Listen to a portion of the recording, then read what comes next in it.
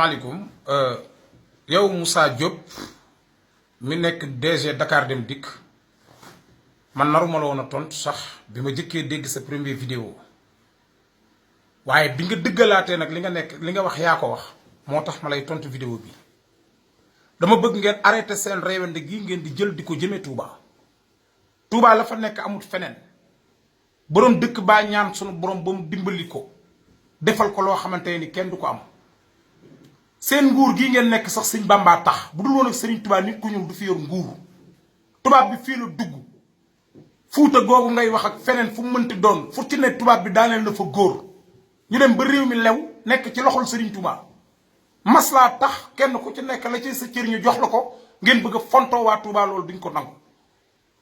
naa ngi naan autoroute Ila Touba dafa war a am fuuta nit ñi jëmuñu fuuta Touba leen jëm. économiquement li Touba di recensé lan moo ko recensé fii ci Sénégal màggalu Touba fu mu am boo defee autoroute Ila Touba defal màggalu Fuuta ba xam nit ñi dinañ fa ñëw bàyyi leen seen affaire réewande yi ngeen di def bi sëñ Mourou Moustapha di taxawal 1929 raay booba yéen ileer sax da ngeen koo mën a jënd weñ gi jëm ci ileer mooy loolu ñuy bayee mënu leen koo jënd yoonu murit amuñu problème mu tali te fii tali toll ñu soxla Ila Touba ci la ko sëñ Touba inde par force ngeen ko indi Sëriñ Bamba ko soxla baarakali fi xarakaati wa sukkoot rabbi lazi xat xaadali kun fa yakun la wax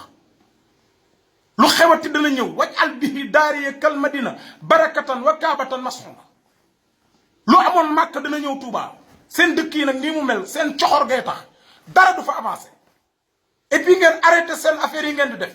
yoonu murit du seen morom bu ngeen di foyee murit yee yor seen carte ku leen neex lañ koy jox te na ngeen arrêté gone nag bu yow nit bu yaruwul la Abdoulaye Wade waxoon rek dana dégg lu mu war a dégg bu leen fontoo laa wax Touba na ngeen arrêté seen làmme ñi ngeen jël jëme ko ci Touba wala ñun murit yi ñoo koy faj lopp nag tuuru lopp tuuru dootuñu ci waxaat nag Touba du